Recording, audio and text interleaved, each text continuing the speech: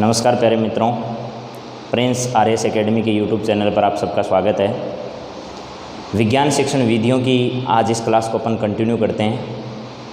पीछे विज्ञान शिक्षण विधि में आपको 2 वीडियो मैंने अपलोड कर दिए हैं।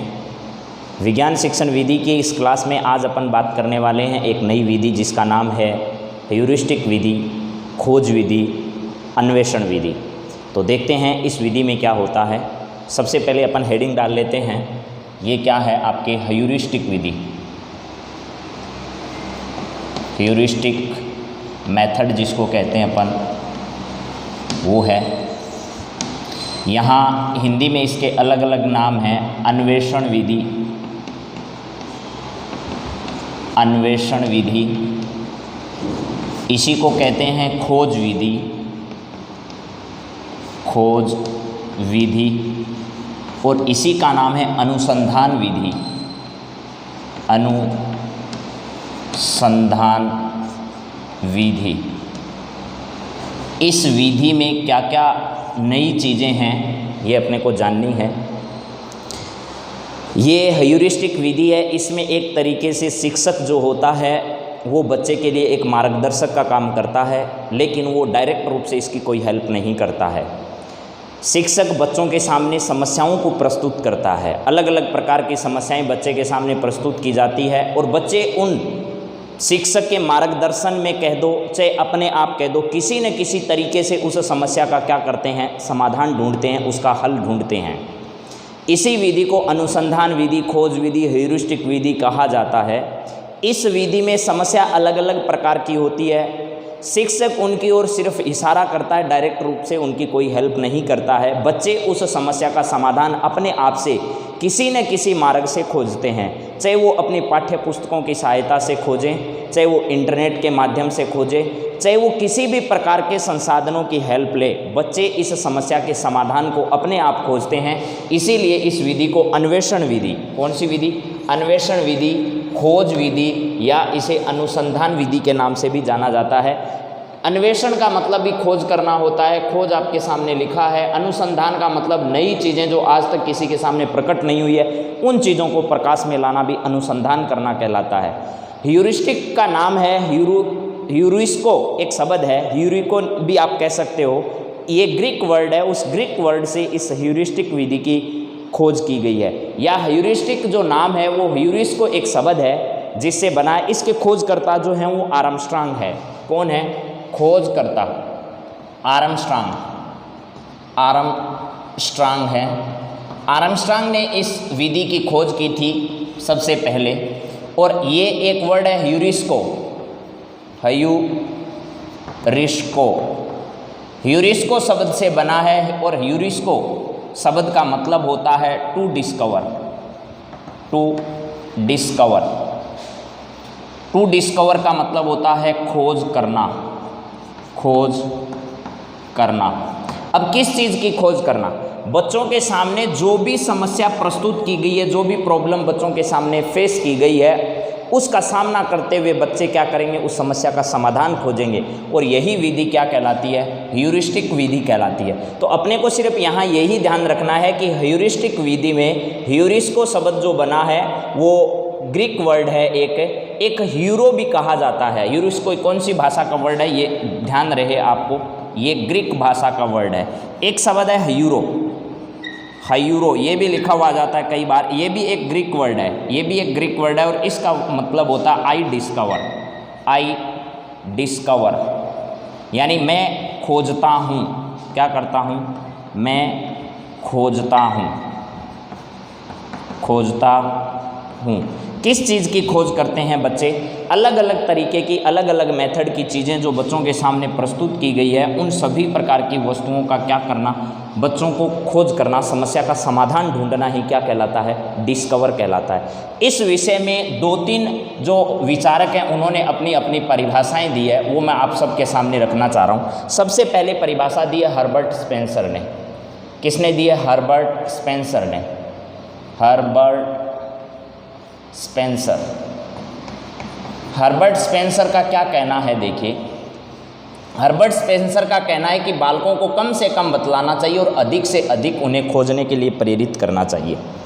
बालकों को कम से कम बतलाना चाहिए, बालकों को कम से कम बतलाना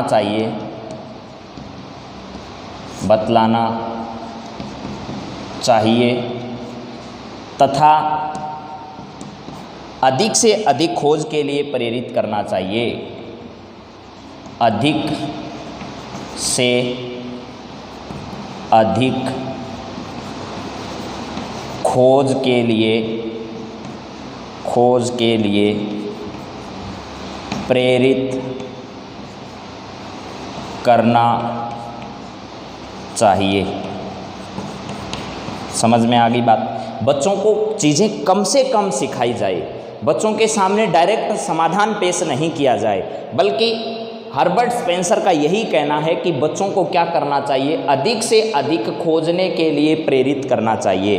अब बच्चे अपने आप अगर किसी समस्या का समाधान ढूंढेंगे तो उनकी मानसिक शक्ति का ज़्यादा विकास होगा, वो ज़्यादा सोचने के लिए सक्षम होंगे, नई नई चीज़ों के प्रति उनमें वैज्ञानिक दृष्टिकोण का विकास होगा, सृजनात्मक क्षमता का विकास होगा, बौद्धिक क्षमता का विकास होगा और अधिक तार्किक तरीके से सोचने की प्रवृत्ति उनमें क्या होगी, विकसित होगी। इसी वजह से हर प्रकार की वैज्ञानिक दृष्टिकोण में आप सब समझते हैं कि वैज्ञानिक दृष्टिकोण कभी भी, जब आप किसी की नकल करते हो तो कभी विकसित नहीं हो सकता। जब अपने आप किसी चीज़ का समाधान खोजा जाता है, कभी भी आपने देखा होगा वैज्ञानिक अगर कोई अनुसंधान करते हैं, कोई खोज करते हैं, तो क्या वो आज तक पहले हुई उसी खोज की नकल थोड़ी करते हैं, वो उसे अगले कदम की ओर बढ़ते हैं। तो यही विधि क्या है, खोज विधि है। नया कुछ पेश करना, नई कुछ दृष्टिकोण की ओर अग्रसर होना, यही क्या कहलाता है, खोज विधि, ह्यूरिस्टिक विधि, अन्वेषण विधि कहलाती है।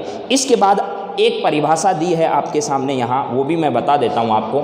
ये सबने देख ली होगी कि हर्बर्ट स्पेंसर ने क्या कहा था। इसके बाद अगली परिभाषा जो आपके सामने है वो आर्मस्ट्रांग की है। खुद आर्मस्ट्रांग क्या लिखते हैं, देखिए। आर्मस्ट्रांग ने भी बहुत अच्छी बात इस विधि के बारे में लिखा है। इन्होंने लिखा है कि अन्वेषण विधि वह विधि है, अन्वेषण विधि वह विधि है जो छात्रों को एक अन्वेषक की तरह प्रस्तुत करती है, एक अन्वेषक की स्थिति में लाती है या अन्वेषण की स्थिति में पेश करती है। तो अपने को इन सारी चीज़ों का क्या करना है, ध्यान रखना है कि अन्वेषक की स्थिति में ला देती है। यही नहीं, इसके आगे भी इन्होंने कहा है, इस विधि में केवल वस्तुओं के विषय में ही कहे जाने की बजाय उसकी खोज को अधिक आवश्यक माना जाता है, जिसमें केवल वस्तुओं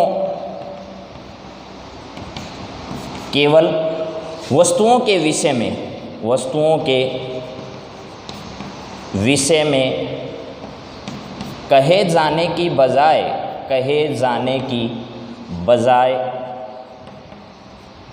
उनकी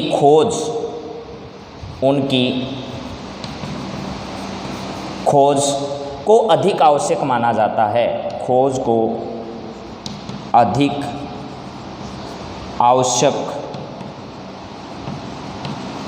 आवश्यक माना जाता है।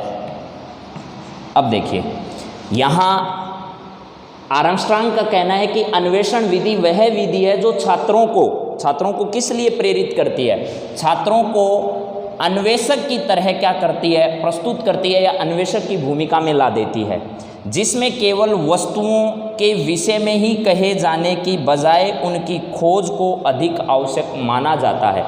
यानी इस विधि में किसी भी चीज़ को प्रस्तुत करने का एक तरीका होता है कि व्यक्ति के मानसिक स्थिति में सिर्फ खोज ही महत्वपूर्ण हो, वो विषय वस्तु ज़्यादा महत्वपूर्ण नहीं है। यानी यही लिखा इसने कि ज्ञान प्रदान करना उसका ज़्यादा महत्वपूर्ण नहीं है, यानी उस वस्तु के विषय के बारे में ज़्यादा कुछ लिखना महत्वपूर्ण नहीं है। इसमें है व्यक्ति को खोज पूर्ण तरीके से प्रस्तुत करना, उस विषय वस्तु के नए नए आयामों को सबके सामने प्रस्तुत करना ही महत्वपूर्ण है। और यह विधि क्या करती है, छात्र को एक अन्वेषक की भूमिका में प्रस्तुत करती है। छात्र किस प्रकार की खोज करता है, आगे चलकर उसकी मानसिक स्थिति क्या होगी, वो किस स्तर तक पहुंच पाएगा वैज्ञानिक दृष्टिकोण को प्रस्तुत करते हुए, इस विषय में यह विधि भविष्यवाणी भी कर सकती है। क्यों? क्योंकि जो बच्चा जितना अधिक खोजी प्रवृत्ति का होगा वो जीवन में उतनी ही ज़्यादा क्या करेगा, प्रगति करेगा। अगर उसके जीवन में कोई ऐसी समस्या पैदा नहीं हो जो उसकी खोज में क्या हो, बाधक हो। तो ये बात किसने कही थी, आर्मस्ट्रांग ने कही थी। अब देखते हैं अगली एक परिभाषा और है जिसके बारे में आप लोगों को वेस्ट बे ने लिखा है। वेस्ट बे की परिभाषा और आपके सामने मैं प्रस्तुत कर देता हूँ, उसके बाद आगे बात करेंगे। यहाँ वेस्ट बे ने क्या लिखा है, देखो वेस्ट बे का कहना है कि अन्वेषण विधि में क्या करते हैं कि अनिवार्य रूप से अन्वेषण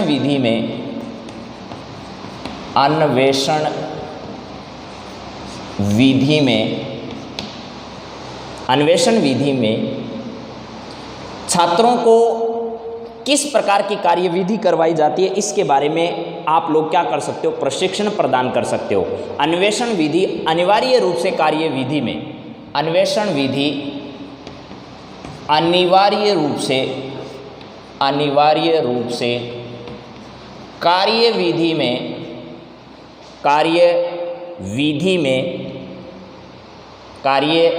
में प्रशिक्षण प्रदान करती है, प्रशिक्षण प्रदान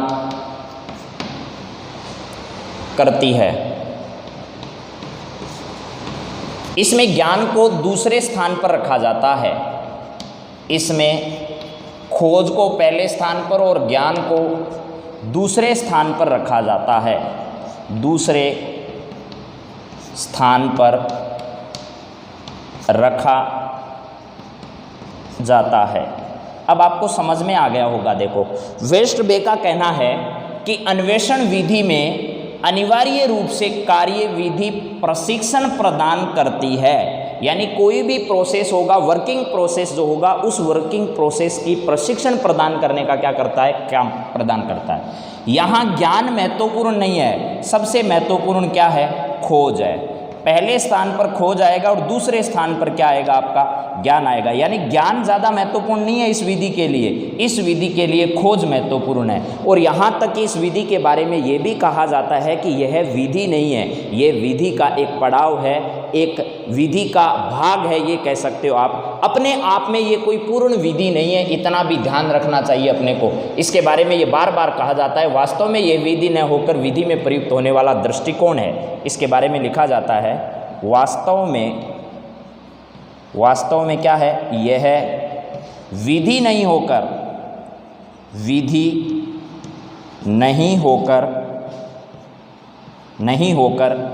विधि में प्रयुक्त होने वाला दृष्टिकोण है, विधि में प्रयुक्त होने वाला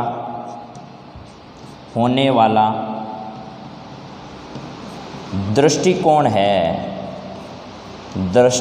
है। अब ये बात अपने को मालूम होनी चाहिए। यानी ये क्या है, अपने आप में एक विधि नहीं है, बल्कि क्या है, विधि में प्रयुक्त होने वाला एक दृष्टिकोण है। दृष्टिकोण का मतलब आपको नज़रिए से समझना चाहिए कि अपना किसी भी चीज़ को देखने का तरीका क्या है, किस प्रकार अपन किसी वस्तु के प्रति अपने विचार व्यक्त करते हैं, अपने भाव व्यक्त करते हैं, ये सब किसके अंतर्गत आता है, दृष्टिकोण के अंतर्गत आता है। जो व्यक्ति का दृष्टिकोण होगा वही खोज के रूप में व्यक्ति के सामने क्या होगा, प्रस्तुत होगा। तो अपने को ध्यान रखना है कि इस विधि में क्या है कि ये वास्तव में विधि नहीं होकर विधि में प्रयुक्त होने वाला क्या है, दृष्टिकोण है। अब इस विधि के बारे में एक बात और कही जाती है कि ये विधि जो है वो क्या है, समस्यात्मक जो समस्याएं आती है, जो समस्या प्रस्तुत की जाती है, उन समस्याओं का समाधान खोजने की ओर अग्रसर होती है हमेशा। यानी ये निर्माणात्मक विधि है, सूचनात्मक विधि नहीं है। इस विधि के बारे में हमेशा लिखा जाता है कि यह क्या है, निर्माणात्मक विधि है, निर्माणात्मक विधि है, सूचनात्मक नहीं है, निर्माणात्मक है। क्या नहीं है? सूचनात्मक नहीं है, सूचनात्मक नहीं है। इस चीज़ का ध्यान रखना है अपने को। यह है विधि निर्माणात्मक विधि है, क्या नहीं है? सूचनात्मक विधि नहीं है। इस विषय में अपने को ध्यान रखना है। अब अपन इस विधि के उद्देश्यों के बारे में और इसके साथ साथ अपन इसके गुण के बारे में, इसके दोष के बारे में, इसके चरणों के बारे में अब अपन आगे अध्ययन कर रहे हैं। तो देखिए इस विधि के उद्देश्य क्या क्या हैं, उस पर अपनी बातचीत कर लेनी चाहिए अपने को थोड़ी सी, कि किस किस प्रकार के उद्देश्य इस विधि के हैं। आप सब इन बातों से परिचित हो चुके होंगे कि मैंने किस किस विषय में आप लोगों को अभी बताया है। तो सबसे पहले अपन बात करते हैं इस विधि के उद्देश्य क्या है। इस विधि के उद्देश्यों के बारे में अपने को जानकारी लेनी है कि इस विधि के उद्देश्य क्या क्या हैं। सबसे पहला उद्देश्य इस विधि का है छात्र को जिज्ञासु बनाना। क्या है? छात्र को जिज्ञासु बनाना, जिज्ञासु बनाना, जिज्ञासु बनाना। ठीक है। दूसरा है छात्र को खोज प्रवृत्ति के लिए, छात्र को खोज प्रवृत्ति के लिए तैयार करना। छात्र में खोज प्रवृत्ति का विकास करना, विकास करना। अगला अपने पास होगा 3 नंबर सूक्ष्म निरीक्षण, सूक्ष्म निरीक्षण, सूक्ष्म निरीक्षण, सूक्ष्म निरीक्षण। फिर चिंतन, चिंतन, स्वनिर्णय, स्वनिर्णय के गुणों का विकास करना, के गुणों का विकास करना, विकास करना। अब देखिए बच्चे में क्या है कि एक तो जिज्ञासु प्रवृत्ति का होना बहुत ज़रूरी है। जितना ज़्यादा बच्चे में जिज्ञासा होगी वो उतना ही ज़्यादा सीखने के लिए प्रेरित होगा। और आपको इतना भी मालूम होना चाहिए कि जिज्ञासा ही जो होती है वो किसी न किसी खोज की क्या होती है, जन्मदात्री होती है। यानी खोज को जन्म देने वाली जिज्ञासा होती है। अगर व्यक्ति में जिज्ञासा नहीं होगी तो खोज प्रवृत्ति के लिए बच्चा कभी भी आगे अग्रसर नहीं होगा। खोज प्रवृत्ति का क्या करना? विकास करना। अगर खोज के लिए उसमें जिज्ञासा पैदा हो गई तो खोज प्रवृत्ति का विकास हो जाएगा। उसके बाद उसमें छोटी छोटी चीज़ों का निरीक्षण करने की प्रवृत्ति, चिंतन करने की प्रवृत्ति और स्वयं निर्णय लेने के गुणों का क्या करना है? विकास करना है। इसके बाद 4 नंबर अपने पास है श्रम शक्ति का विकास करना। यानी श्रम का मतलब है अधिक से अधिक कार्य करने। श्रम शक्ति का, श्रम शक्ति का क्या करना? विकास करना, विकास करना, ये होगा। इसके बाद 5 नंबर अपने पास होगा वैज्ञानिक दृष्टिकोण का विकास करना, वैज्ञानिक दृष्टिकोण का विकास करना, दृष्टिकोण का विकास करना। अब वैज्ञानिक दृष्टिकोण आपको मैं बहुत बार बता चुका हूँ, विकास करना। वैज्ञानिक दृष्टिकोण का मतलब है जैसा उसके बारे में चिंतन मनन और इतने अच्छे से करना कि आज तक जिसका जो प्रयोग या अनुप्रयोग या उसकी व्याख्या आज तक कोई नहीं कर पाया, उसके ऐसे उपयोगों के बारे में बताना, कुछ नया उसके बारे में सोचना, नई लाभ नई हानि के बारे में डिस्कस करना या दुनिया से हटकर उसके बारे में विचार प्रस्तुत करना ही वैज्ञानिक दृष्टिकोण है। किस प्रकार किसी न किसी साधन के माध्यम से जीवन शैली को आसान बनाया जा सकता है, इसके बारे में सृजनात्मक कार्य करना, चिंतन करना, मनन करना, ये सारे के सारे क्या होते हैं? वैज्ञानिक दृष्टिकोण होते हैं। तो इस विधि से वैज्ञानिक दृष्टिकोण को भी बढ़ावा मिलता है। इसके बाद 6 नंबर है करके सीखने की प्रवृत्ति का विकास करना, करके सीखने की प्रवृत्ति का विकास करना, प्रवृत्ति का क्या करना? विकास करना, विकास करना। करके सीखने की प्रवृत्ति का भी क्या करना है? इस विधि के माध्यम से विकास करना है। फिर आपका लास्ट है एक, आपके देखिए वैज्ञानिक दृष्टिकोण रखने वाला बच्चा कभी भी अंधविश्वासों में या भ्रम में नहीं रहता है। वो सत्य पर हमेशा क्या करता है? विश्वास करता है। तो यहाँ मैं लिख देता हूँ भ्रम व अंधविश्वास, व अंधविश्वास को दूर करना, दूर करना। अगर ये दूर हो जाएंगे तो व्यक्ति क्या होगा? सत्यनिष्ठा, ईमानदारी, ईमानदारी, अनुशासन, ये जो नैतिक गुण हैं, इन नैतिक गुणों का क्या करना है? विकास करना है। बच्चे में इन सभी नैतिक गुणों का क्या करना है? विकास करना है। ये इस विधि के उद्देश्य भी हैं और इस विधि के गुण भी हैं। गुण की और बात भी अपन करेंगे, लेकिन मैं आपको इतना बता देता हूं कि छात्र में जिज्ञासा प्रवृत्ति का विकास करना इसका लक्ष्य है, यानी उद्देश्य है, इसका गोल है। इस विधि को पढ़ाया जाने का मतलब क्या है? बच्चे में ऐसा कौन सा गुण विकसित हो जिसके माध्यम से अपन इस विधि को कारगर बना सकें? तो सबसे पहला जिज्ञासा प्रवृत्ति, फिर खोज प्रवृत्ति, फिर सूक्ष्म निरीक्षण, यानी किसी चीज़ के बारे में माइक्रो थिंकिंग विकसित करना, चिंतन करना, स्वयं निर्णय करना, गुणों का विकास करना है। श्रम शक्ति, अधिक से अधिक मेहनत, ऐसा नहीं 5 मिनट काम किया फिर पानी पीने गया, फिर 5 मिनट काम किया फिर कुछ और काम लग गया, ऐसा नहीं। उस व्यक्ति में श्रम शक्ति का विकास, अगर कोई काम करने की इच्छा शक्ति उसके मन में है और वो काम करने लग गया, तो ऐसा नहीं हो कि जब तक वो काम पूरा नहीं हो तब तक उसको चैन आ जाए। तो इस प्रकार की श्रम शक्ति का विकास करना, वैज्ञानिक दृष्टिकोण का विकास करना, नई नई चीज़ें खोजना, हमेशा जहाँ भी लोग छोड़ देते हैं कि अब इसका कुछ नहीं हो सकता, उसके आगे उस वस्तु के अनुप्रयोगों के बारे में, प्रयोगों के बारे में, लाभ के बारे में, हानि के बारे में, गुणों के बारे में बताना वैज्ञानिक दृष्टिकोण होता है। और करके सीखने की प्रवृत्ति का क्या करना है आपको? करके सीखने का मतलब बच्चा खुद ही सभी वस्तुओं को करके नई नई चीज़ें सीखने की प्रवृत्ति का क्या करना है? विकास करना है। एक भ्रम और अंधविश्वास, वैज्ञानिक दृष्टिकोण रखने वाला बच्चा कभी भी किसी अंधविश्वास में, किसी की भ्रम में नहीं रहता है, वो सत्यता पर क्या करता है? विश्वास करता है। तो सत्य के मार्ग पर चलने की प्रेरणा दिलवाना, यही इस विधि का लक्षण है। फिर सत्य, निष्ठा, ईमानदारी, अनुशासन जैसे नैतिक गुणों का क्या करना है? विकास करना। ये इस विधि के क्या हैं? उद्देश्य हैं। अब अपने को बात करनी है इस विधि के गुण क्या क्या हैं, या हेन्स का एक वर्गीकरण है हेमले का।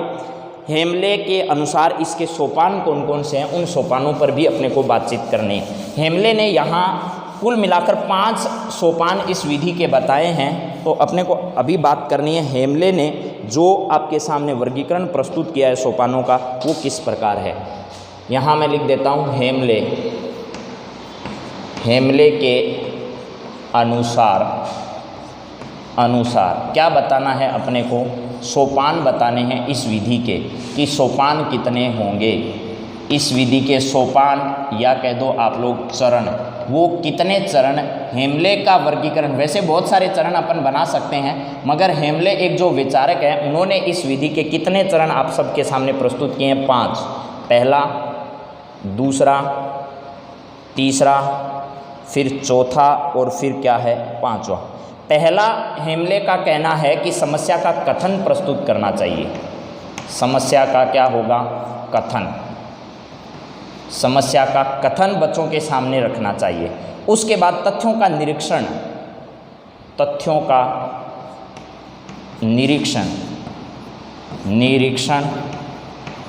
तथा सरलीकरण तथा सामान्यीकरण कह दो, चाहे सरलीकरण कह दो, सामान्यीकरण, ये इसका द्वितीय सोपान है। इसके बाद तीसरा है उपकल्पना करना या कल्पना करना। हाइपोथेसिस जो है वो आपको इस विधि के माध्यम से करना है। किसी भी वस्तु के बारे में आपकी कल्पना जितनी अच्छी होगी उतना ही अच्छा आपका खोज का दायरा होगा। कल्पना करना या कल्पना कथन जिसको कहते हैं अपन, वो दोनों आ जाएंगे यहाँ। हाइपोथेसिस स्टेटमेंट होना चाहिए आपका, हाइपोथेसिस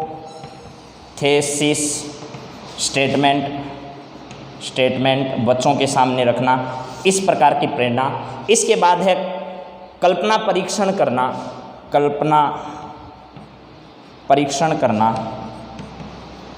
कल्पनात्मक परीक्षण करना बच्चों का। और इसके बाद आता है आपका निरीक्षण करना। ये इतने सोपान किसने बताए हैं? हेमले के अनुसार। किस विधि के?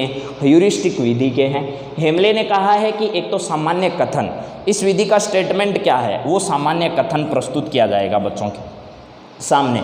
उसके बाद है तथ्यों का निरीक्षण करना, जो तथ्य लिखे गए हैं या बच्चे ने एकत्रित किए हैं उन तथ्यों का क्या करना है? निरीक्षण करना है। फिर उनका सामान्यीकरण करना, सामान्य नियम से उनको जोड़ना है, वही सामान्यकरण है। फिर कल्पना करना या कल्पना का कथन प्रस्तुत करना, हाइपोथेसिस जो स्टेटमेंट होता है वो बच्चों के सामने रखा जाता है। उसके बाद कल्पना परीक्षण करना, हाइपोथेसिस टेस्टिंग करनी है, हाइपोथेसिस टेस्ट, ये करना है। हाइपोथेसिस टेस्ट का मतलब कल्पनात्मक परीक्षण करना है बच्चों का।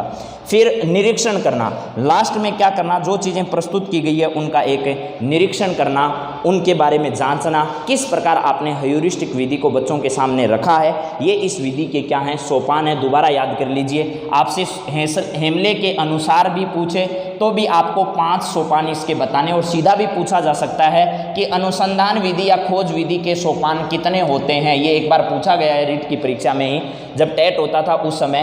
तो आपको ये याद रखना है कि इसके कितने सोपान होते हैं, 5 सोपान होते हैं। समस्या का कथन, तथ्यों का निरीक्षण या सामान्यीकरण, फिर कल्पना करना, फिर कल्पना का परीक्षण करना और फिर निरीक्षण करना। इसी चीज़ को मैं आपके सामने एक तरीके से और रिप्रेजेंट कर सकता हूँ। देखिए, इसी चीज़ को अपन ऐसे भी लिख सकते हैं। सबसे पहले क्या किया जाता है, इस विधि में बालकों की समस्या से परिचय करवाया जाता है। यानी इसको लिखने का एक तरीका और भी आपके सामने मैं लिख देता हूँ यहाँ। बच्चों का समस्या से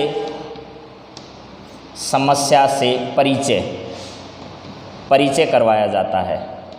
परिचय, या मैं इस बात को लिख सकता हूँ, समस्या कथन लिखना। समस्यात्मक कथन क्या करना है, प्रस्तुत करना। ये पहली स्टेप आपके सामने, इसी चीज़ को मैं सामान्य तौर पर आपके सामने प्रस्तुत कर रहा हूँ, ये ध्यान रखना। फिर इसी चीज़ का विश्लेषण किया जा सकता है। क्या किया जा सकता है, इसका विश्लेषण किया जा सकता है। विश्लेषण किया जा सकता है, या इसी को मैं कह सकता हूँ विश्लेषण अगर लिखा हुआ आ जाए तो आपके सामने बहुत अच्छी बात है। विश्लेषण नहीं लिखा हुआ है तो भी आपके पास एक शब्द आ सकता है जिसको निरीक्षण करना कह सकता हूँ मैं। निरीक्षण करना। निरीक्षण के बाद आप इसकी तुलना कर सकते हो। क्या कर सकते हो, तुलना कर सकते हो। तुलना के बाद आप इसका प्रयोग कर सकते हो। क्या कर सकते हो, प्रयोग कर सकते हो। इसमें प्रयोगात्मक तरीके से रिप्रेजेंट इसका किया जा सकता है। देखिए, सबसे पहले बच्चों का समस्या से सामना होता है। समस्या से सामना होगा, उसके बाद उसका विश्लेषण होगा, निरीक्षण होगा, तुलना की जाएगी, फिर प्रयोग का प्रदर्शन किया जाएगा या विचार विमर्श किया जाएगा। उसके बाद आपके सामने आएंगे तथ्यों का सामान्यीकरण या शिक्षक का सुझाव आएगा और तथ्यों का प्रमाणीकरण आ जाएगा। यानी यहाँ क्या आ सकता है आपके पास, शिक्षक का सुझाव कह दो चाहे आप लोग, शिक्षक का सुझाव, ठीक है। शिक्षक का सुझाव या विचार विमर्श यहाँ लिख सकते हो आप लोग। विचार विमर्श या परिचर्चा कर सकते हो, परिचर्चा इसके बारे में आ सकती है। इसके बाद तथ्यों का सामान्यीकरण भी यहाँ लिख सकता हूँ मैं। तथ्यों का सामान्यीकरण कर सकते हैं अपन यहाँ। इसके बाद यहाँ क्या करेंगे, तथ्यों का प्रमाणीकरण करेंगे। तथ्यों का क्या करेंगे, तथ्यों का प्रमाणीकरण। ये एक जनरल आपके पास इसका जो मैंने एक सिनॉप्सिस आपके सामने प्रस्तुत किया है, ये हेंसले का विचार नहीं है, लेकिन फिर भी हेमले का विचार नहीं है, लेकिन फिर भी मैंने आपके सामने लिख दिया इसका। बच्चों का समस्या से सामना होगा, फिर उस समस्या का निरीक्षण या विश्लेषण किया जाएगा, फिर उसकी अन्य वस्तुओं से तुलना की जाएगी, उसके बाद उसका प्रयोग किया जाएगा और प्रयोग के बाद उसकी परिचर्चा होगी। शिक्षक के सुझाव इसमें शामिल किए जाएंगे और सुझावों को शामिल करने के बाद तथ्यों का क्या किया जाएगा, प्रमाणीकरण किया जाएगा। तथ्यों को जांचा जाएगा, तथ्यों को परखा जाएगा। इस प्रकार का ये सिनॉप्सिस आपके सामने मैंने रखा है। शायद आपको ये बात समझ में आई होगी। यानी इस तरीके से आप समझ सकते हो। हेमले ने जो बात कही थी वो तो मैंने आपको 5 पदों में बता दिया, अलग अलग तरीके से कि 5 पदों के रूप में, इसके सोपानों के रूप में उसने प्रस्तुत किया आप सबके सामने। अब बात करते हैं एक एक करके इनके गुण और दोषों के बारे में कि इस विधि के गुण क्या हैं, इस विधि के दोष क्या हैं। तो फटाफट अपन इन चीज़ों को पूरा कर लेंगे। अब ज़्यादा वक्त इस विधि में आपको नहीं लगेगा। सबसे पहले गुण की अगर मैं बात करता हूँ आपके सामने, इस विधि के गुण क्या क्या हैं, तो सबसे अच्छा गुण तो यही है कि ये विधि मनोवैज्ञानिक है साहब, मनोवैज्ञानिक है। वो जो उद्देश्य बताए थे उनको आप गुणों में भी लिख सकते हो, मनोवैज्ञानिक है। दूसरा, खोज प्रवृत्ति की ओर ले जाती है। ये स्वयं करके सीखने पर बल देती है। स्वयं करके सीखने पर क्या देती है, बल देती है, बल देती है। इसके बाद देखिए 3 नंबर आपके पास में होगा कि वैज्ञानिक दृष्टिकोण का विकास करती है। ये बात मैंने बता दी पहले भी, वैज्ञानिक दृष्टिकोण का क्या करती है ये विधि, विकास करती है। इसके बाद अपने को बात करनी है 4 नंबर के बारे में। 4 नंबर है कि शिक्षक और शिक्षार्थी के बीच में एक मैत्रीपूर्ण संबंध को स्थापित करती है ये विधि। मैत्रीपूर्ण संबंध कैसे स्थापित करती है? शिक्षक जब समस्या बच्चों के सामने रखता है तो बच्चे उस समस्या को सुनने के लिए उत्सुक होते हैं और टीचर से ज़्यादा विचार विमर्श करते हैं। फिर दोबारा जब समस्या का समाधान सही ढंग से नहीं होता है तो बच्चे फिर शिक्षक के पास जाते हैं और शिक्षक उनसे फिर विचार विमर्श करते हैं। इस प्रकार बार बार इंटरेक्शन होता है शिक्षक और शिक्षार्थी के बीच में, तो उनके बीच में एक मधुर संबंध बनाने वाली विधि है। शिक्षक तथा शिक्षार्थी के मध्य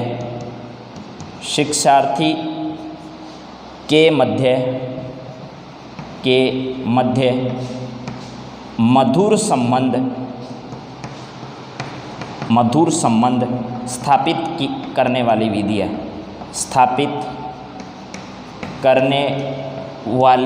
है। मधुर संबंध स्थापित किए जाते हैं इस विधि के माध्यम से।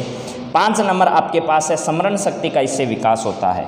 स्मरण शक्ति का क्या होता है? स्मरण शक्ति का विकास होता है इस विधि के माध्यम से। इसके बाद देखिए 6 नंबर आपके पास है बोधगम्य विधि है। यह विधि क्या है? बोधगम्य है। बोध का मतलब आपको समझा दिया है मैंने पहले ही। बोध का मतलब है किसी चीज़ को याद कर रखी है उसका दोबारा से क्या करना, रिकॉल करना, किसी चीज़ की तुलना करना, किसी चीज़ का विश्लेषण करना, उसके बारे में नई नई चीज़ें बताना, ये होता है बोध। जो चीज़ें आपके याद है उनको दोबारा से रिकॉल करना, उनको दोबारा से याद करना, या जब वो चीज़ें सामने आए तो उनके बारे में बताना, ये सब बोध होता है। तो ये विधि क्या है? बोधगम्य भी है, सरल भी है, स्पष्ट भी है। ठीक है। इसके बाद ये विधि आपको ध्यान रखना है कि सद्गुणों का विकास करने वाली है। सद्गुण कौन कौन से हैं? सद्गुण मैंने पहले उद्देश्य में लिख दिए हैं। जैसे एक तो है आपका आत्मविश्वास। एक टीचर पर ज़्यादा निर्भरता नहीं होती है, यानी आत्मनिर्भरता। फिर एक होती है सत्यनिष्ठा। एक होता है अनुशासन। इस प्रकार के कुछ नैतिक गुण हैं। उन नैतिक गुणों का क्या होता है? इस विधि के माध्यम से विकास होता है। एक बार फिर देख लीजिए आप इन सब बिंदुओं को, आपके सामने एक एक करके मैं दोबारा लिख देता हूँ। पहला है ये विधि मनोवैज्ञानिक है। जिसका आधार मनोवैज्ञानिक है वो विधि सबसे अधिक सुदृढ़ होती है, सबसे अधिक अच्छी संरचना उस विधि की मानी जाती है। ये बात मैं बार बार कह रहा हूँ। वैज्ञानिक सूत्रों का, वैज्ञानिक दृष्टिकोणों के आधार पर जो विधि आगे बढ़ती है वो हमेशा सुदृढ़ मानी जाती है। फिर एक स्वयं करके सीखने पर, और मनोविज्ञान ये कहता है कि जो चीज़ बालक स्वयं करके सीखेंगे उस विधि के माध्यम से बच्चे सबसे ज़्यादा सीखेंगे। अधिगम लर्निंग आपने पढ़ा होगा, उसमें करके सीखने पर अधिक बल दिया जाता है। वैज्ञानिक दृष्टिकोण का क्या होता है? विकास होता है। वैज्ञानिक दृष्टि का विकास होता है बच्चे में। शिक्षक तथा शिक्षार्थी के बीच में मधुर संबंध स्थापित होते हैं। स्मरण शक्ति का विकास, जो व्यक्ति स्वयं किसी चीज़ को खोजेगा उसको वो कभी नहीं भूल सकता, इसका मतलब स्मरण शक्ति का विकास होता है। जो चीज़ें याद कर रखी है उनको दोबारा से रिकॉल करना, उनका दोबारा से यूज करना, वही बोध होता है, अंडरस्टैंडिंग होती है। सरल है ये विधि स्पष्ट भी है, ज़्यादा कुछ लंबा चौड़ा झंझट इसमें नहीं है। सद्गुण जैसे आपके आत्मविश्वास है, आत्मनिर्भरता है और सत्यनिष्ठा है, अनुशासन है, इस प्रकार के गुणों का विकास इस विधि के माध्यम से किया जाता है। तो शायद यहाँ तक गुणों के बारे में आपको पता चल गया। अब अपन इस विधि के बारे में अंतिम बात करना चाह रहे हैं। इसके कुछ दोष भी हैं और शिक्षक को इस विधि को प्रयोग करते समय कुछ सुझावों का भी पालन करना चाहिए। ठीक है, वो कौन कौन से सुझाव हैं जिन पर काम करना चाहिए, उस पर भी अपन बातचीत करना चाह रहे हैं। देखिए, सबसे पहले तो मैं लिख रहा हूँ यहाँ इस विधि के कुछ दोष हैं। कोई भी काम कितना ही अच्छा क्यों ना हो, उसमें कोई न कोई कमी रही जाती है। पहला दोष इस विधि का ये है कि छोटी कक्षाओं के लिए ये अनुपयुक्त है। छोटी कक्षाओं के लिए क्या है? अनुपयुक्त है। छोटी कक्षाओं के बच्चों के लिए ये विधि अनुपयुक्त है। उसके बाद आपको ये भी ध्यान होना चाहिए मंदबुद्धि बच्चों के लिए, बच्चों के लिए भी क्या है, अनुपयुक्त है, क्योंकि मंदबुद्धि बच्चे इससे ज़्यादा कुछ सीख नहीं पाते हैं, उनमें खोज प्रवृत्ति का विकास नहीं हो पाते हैं। वो क्या खोजना है और समस्या का हल किस प्रकार निकालना है और इसका क्रम क्या होगा, इसके बारे में उन मंदबुद्धि बच्चों को कोई जानकारी नहीं हो पाती है। इसके बाद अपने पास आता है इसका तीसरा जो है वो ये है, विधि खर्चीली है। क्या है? खर्चीली है। खर्चीली इसलिए देखो बच्चों कि इस विधि में जो समस्या का समाधान खोजना होता है, वो चाहे किसी बुक के माध्यम से खोजना हो, चाहे वो इंटरनेट के माध्यम से खोजना हो, चाहे वो कैसे ही काम करना हो बच्चों को, अगर आपके पास अध्ययन सामग्री के लिए पाठ्य पुस्तक ही एक है, एक ही पुस्तक से आप क्या तो खोज करोगे और क्या निकालोगे। एक विषय वस्तु के बारे में ज़्यादा से ज़्यादा अध्ययन करना जो है वही खोज होता है। तो इसके लिए बहुत अधिक पुस्तकों की आवश्यकता होती है और वो भी स्टैंडर्ड पुस्तकों की आवश्यकता होती है जो बहुत महंगी आती है। तो इस प्रकार से ये है विधि क्या, खर्चीली विधि है, इसका ध्यान अपने को रखना है। इसके बाद चौथा पॉइंट अपने पास होगा कि यह जन शिक्षा के लिए असंभव है। जन शिक्षा का मतलब होता है मास एजुकेशन। जन शिक्षा, जन शिक्षा का मतलब क्या होता है? मास एजुकेशन का मतलब जनता से जुड़े हुए या सभी के लिए कॉमन, जो हर व्यक्ति की पहुंच तक होती है, वो नहीं है। जन शिक्षा के लिए यह विधि क्या है? असंभव है। इस विधि के माध्यम से सभी प्रकार के शिक्षण कार्य नहीं करवाए जा सकते। इसका सीधा सीधा मतलब ये है, यानी सभी पाठों को, सभी अध्यायों को, पूरे पाठ्यक्रम को इस विधि से पूरा करवाया जाना क्या नहीं है? संभव नहीं है। इसीलिए लिखा है मैंने, जन शिक्षा क्या है? इस विधि के माध्यम से असंभव है। इसके बाद यहाँ लिखा है 5 नंबर मैंने, यह विधि धीमी है। यह विधि क्या है? धीमी है। धीमी है। धीमी इसलिए है क्योंकि जब बच्चों को खोज करने के लिए कहा जाएगा तो कम से कम बच्चों को 2 दिन या 3 दिन का एक समस्या के बाद समय देना चाहिए, ताकि बच्चे उसके बारे में ज़्यादा से ज़्यादा खोज करके ला सकें। धीमी है, इस माध्यम से पूरे कोर्स को करवाया जाना इस विधि के माध्यम से क्या नहीं है? संभव नहीं है। इसके बाद अपने को 6 नंबर पॉइंट, जो अंतिम पॉइंट है, उसके बारे में अगर मैं बात करूं तो आप लोगों को ये ध्यान होना चाहिए कि बच्चे इस विधि के माध्यम से अगर सीखते हैं तो सबसे बड़ी परेशानी बच्चों के सामने ये आती है कि इस विधि के मार्गदर्शन के लिए ऐसे शिक्षकों की आवश्यकता होती है जो इस विधि में पारंगत हैं। यानी इस विधि में पारंगत शिक्षकों की आवश्यकता होती है। इस विधि के लिए प्रशिक्षित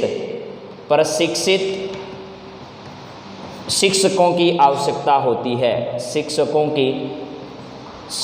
की आवश्यकता होती है, जो कि हर जगह पूर्ति कर पाना संभव नहीं है। आवश्यकता होती है, ठीक है, जो कि हर स्तर पर, हर स्टेप पर बच्चों के साथ में वो शिक्षक मौजूद हो, ये भी जरूरी नहीं है। और हर विद्यालय में, हर स्कूल में, हर विश्वविद्यालय में या फिर हर स्तर पर इस प्रकार के शिक्षकों की नियुक्ति कर पाना क्या नहीं है? संभव नहीं है। और संभव भी नहीं है, इसके साथ साथ इस प्रकार के शिक्षकों की मौजूदगी भी हो, ये जरूरी नहीं है, क्योंकि ज़्यादा प्रशिक्षित शिक्षक जो होते हैं वो इस विधि के मौजूद नहीं हैं। और तैयार करने में सरकार को भी और निजी शिक्षण संस्थाओं को भी बहुत खर्चा उठाना पड़ता है। इसी वजह से मैंने पहले भी लिख दिया है कि ये विधि क्या है? आपकी खर्चीली है। तो प्यारे साथियों, मैंने आज बात की है ह्यूरिस्टिक विधि। ह्यूरिस्टिक विधि आर्मस्ट्रांग ने दी थी, जो एक ग्रीक वर्ड है ह्यूरिस्को, उस ह्यूरिस्को से मिलकर बना है, जिसका मतलब क्या होता है? खोज करना, यानी टू डिस्कवर। या यूरो एक शब्द होता है, यूरो भी एक ग्रीक वर्ड है। यूरो का मतलब होता है आई डिस्कवर, मैं खोजता हूँ, मैं किन किन चीज़ों को खोजता हूँ। यानी छात्र स्वयं कहता है कि मैं खोजता हूँ, यानी छात्र स्वयं समस्या का क्या करता है? समाधान स्वयं ढूंढता है। इस प्रकार की विधि को ह्यूरिस्टिक विधि कहते हैं। मैंने आर्मस्ट्रांग की परिभाषा आपको बताई है, मैंने वेबस्टे की परिभाषा आप लोगों को बताई है, मैंने हर्बर्ट स्पेंसर की परिभाषा आप लोगों को बताई है। परिभाषाएं याद करनी है और इसके साथ साथ इसका उद्देश्य क्या है, इसका गुण क्या है, इसका दोष क्या है, इसके सोपान क्या हैं, ठीक है, इन सब बातों पर आपको विचार विमर्श करना है। चलिए आज हमें आज्ञा दीजिए, अगले वीडियो में अपन फिर मिलेंगे एक नई विधि के साथ। तब तक आप सबको जय हिंद, जय भारत।